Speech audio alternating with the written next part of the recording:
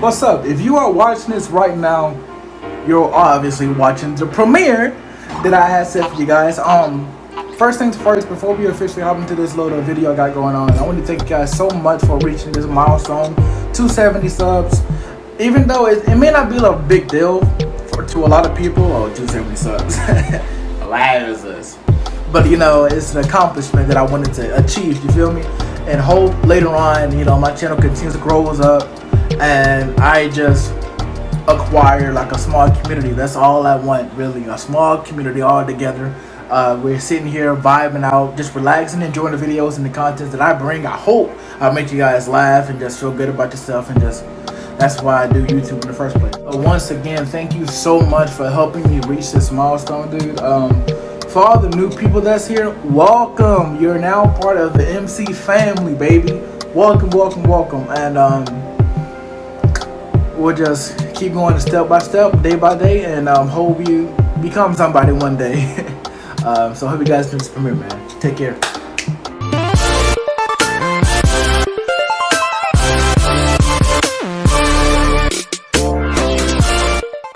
There you go. Today, I'm going to be reacting to a few horror stories, animated horror stories, of course. Before we get into it, go grab your snacks. What you doing, bro? Like before, you feel me? We got some water, H2O.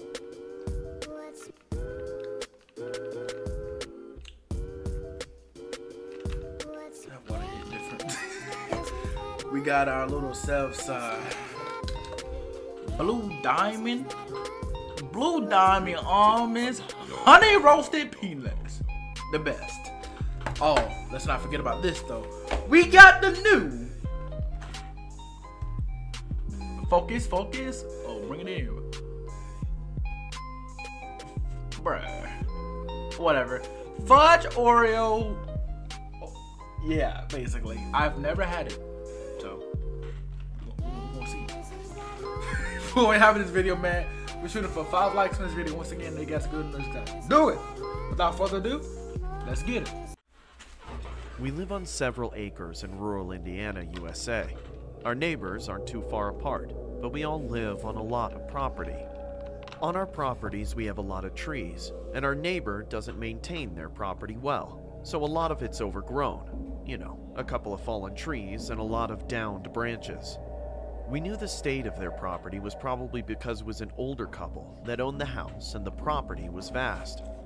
We have a creek separating our homes as well, but a small strip of their property is accessible from our backyard.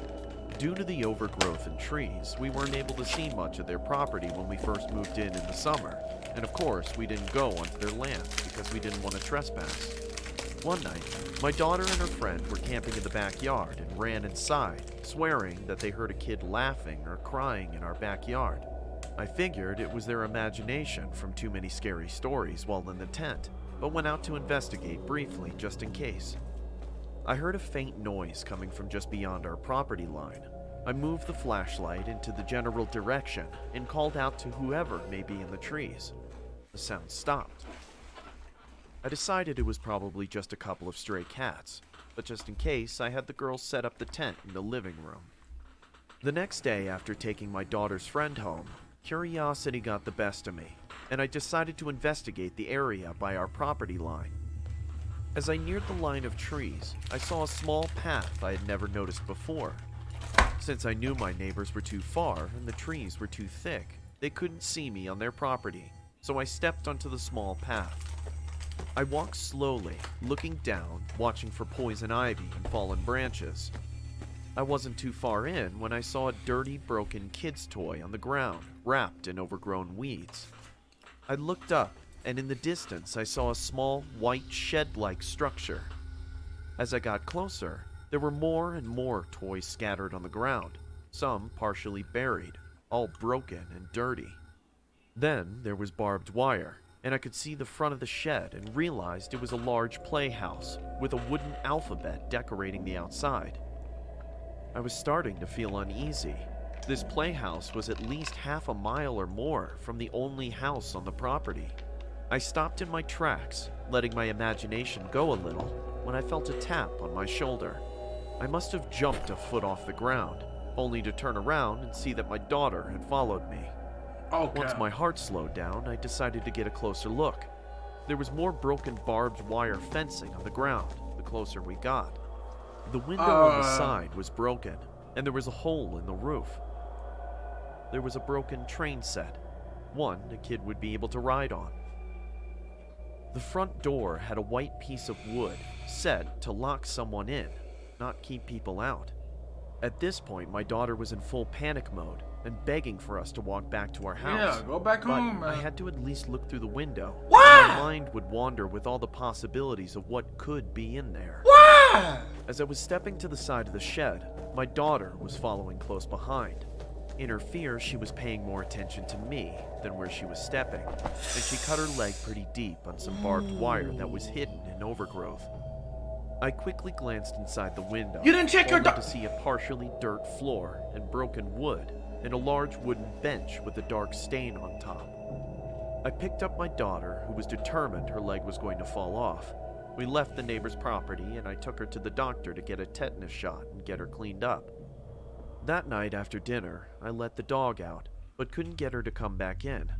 I let her stay outside for a while and checked again a little later. Our dog still wouldn't come in, Bruh. and I noticed she was standing by the path we took earlier. Go pick her I up. grabbed a flashlight and her leash and headed out to her. She was pacing, whining, and sniffing around everywhere. I figured it was from the blood earlier, but she never ventured onto the path. Then, I heard the giggling of a little girl. I called out to the child, but there was no answer in return, just some rustling in the leaves. I ran inside with the dog to check on my daughter to make sure that she was still in the house. She was laying in bed, fast asleep. The next morning, I went straight to the playhouse, but as I was approaching, something was wrong. The broken toys seemed to be in different places, and when I got to the playhouse, my heart felt like it was a ton of bricks. All over the side of the playhouse were children's drawings, in my daughter's blood.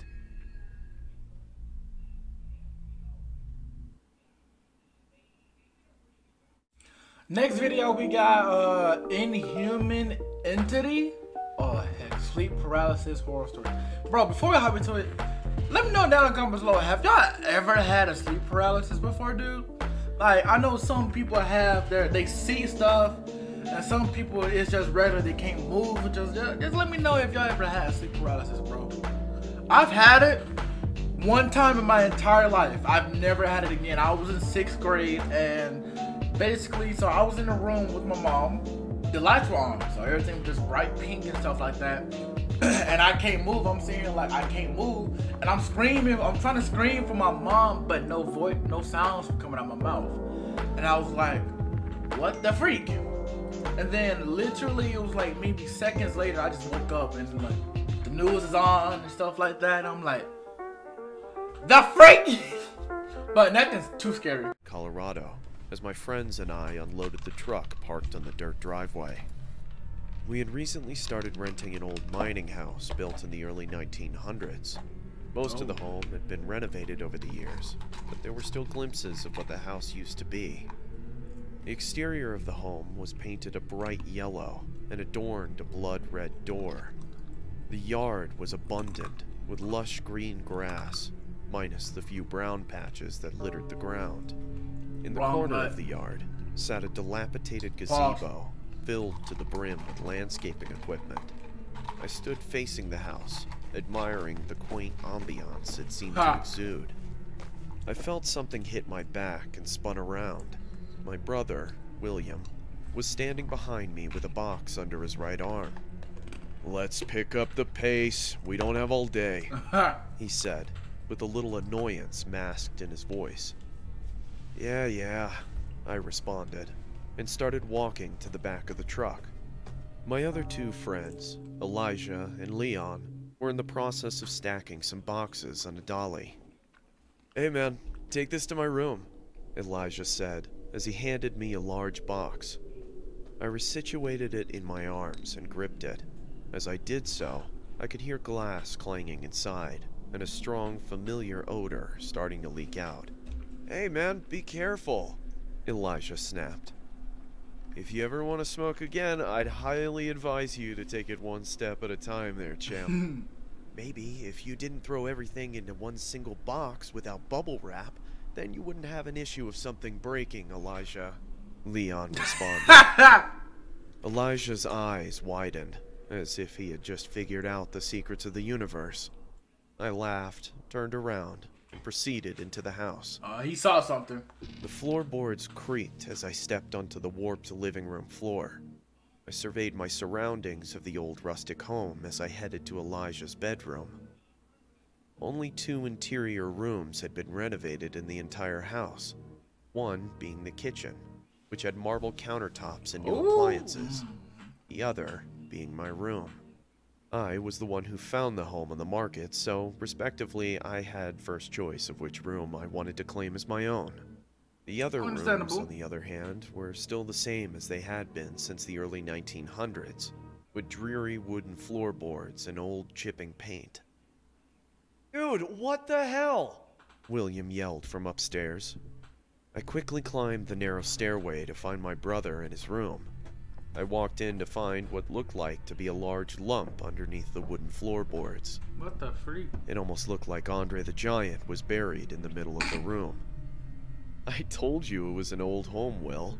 Things shift over time," I said, trying to hold my snickering back. "Yeah, I get that, but you didn't say that I'd have to maneuver around a speed bump," he snapped back. I took a deep sigh and turned to him.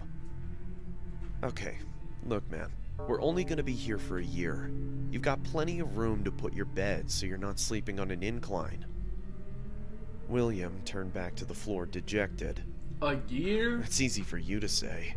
You're not staying on the cover of Sticky Fingers by the Rolling Stones."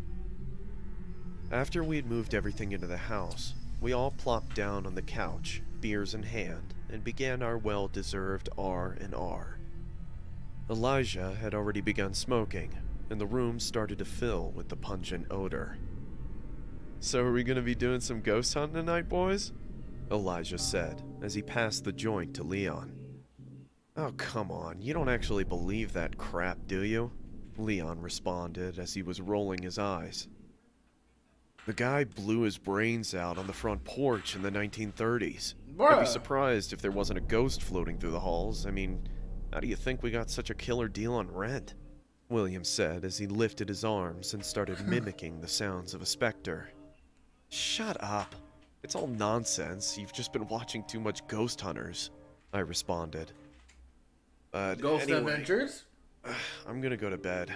We need to get up early to do some cleaning. Night, guys. I stood up and meandered to my room. In all reality, I was a little perturbed by what happened at this house.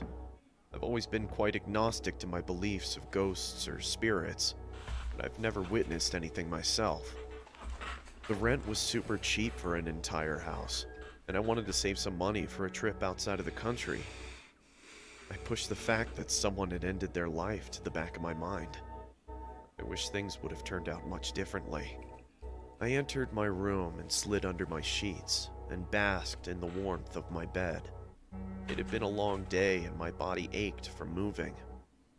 I grabbed my phone and looked for a rain and thunder YouTube video to help me sleep, and after about 15 minutes, I crept into comfortable darkness. My eyes shot open in the middle of the night. The moonlight shone through my window and enveloped my room in comforting light. I could hear creaking from the house as the wind howled outside.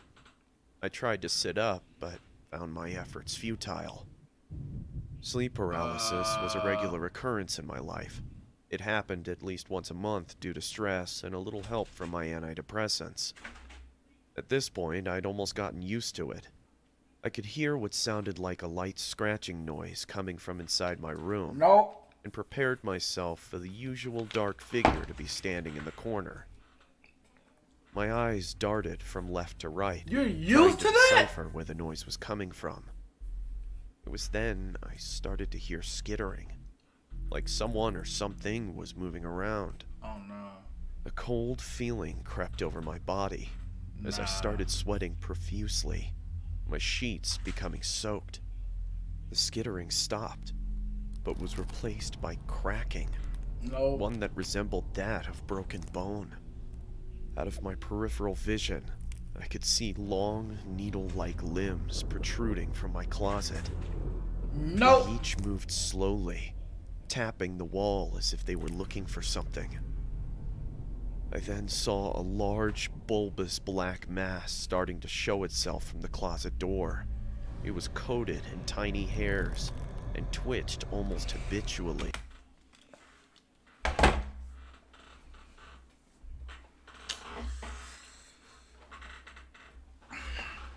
We know what that is.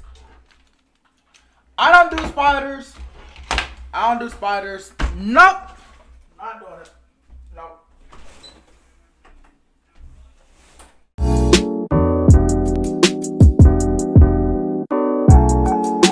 A loud moan echoed throughout my room as the creature finally presented itself. A spider-like entity was situated on my wall. The reason I say spider-like was because its head had been replaced with that of a human one. Its eyes were blacked out from the shadows of moonlight, and its lower jaw was removed, revealing a blotchy tongue that oozed saliva. It was about the size of a twin bed and stared at me for what seemed like hours. My heart was racing. I was begging my body to move, but to no avail. I was stuck there, in suspended torment. I tried screaming, but I was unable to make a sound. All I could do was watch the creature on my wall as it grew closer.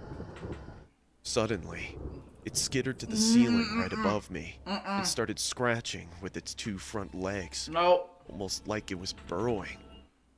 It then started to sink into the wall, as if the wall had turned into quicksand. First, the abdomen, then the legs. Eventually, all that was left was its mangled head staring straight at me. Those cold, dead eyes boring into my soul. I could hear it moaning, and I could feel the drips of saliva hit my torso. The creature then let out an inhuman roar and vanished into my ceiling. My body was finally released, and I jolted out of my bed screaming. As I did, the house erupted into more terrified outcries coming from upstairs. Apparently, I wasn't the only one who saw something, and unfortunately, it wouldn't be the last time either. Oh no. Dude, that junk was creepy. I'm like, bruh, I don't do spiders, bro. I do not do spiders, bro. Hope you guys enjoyed the video. If you have, leave a like, subscribe if you're new to the channel, and I will catch you guys in the next video. Peace!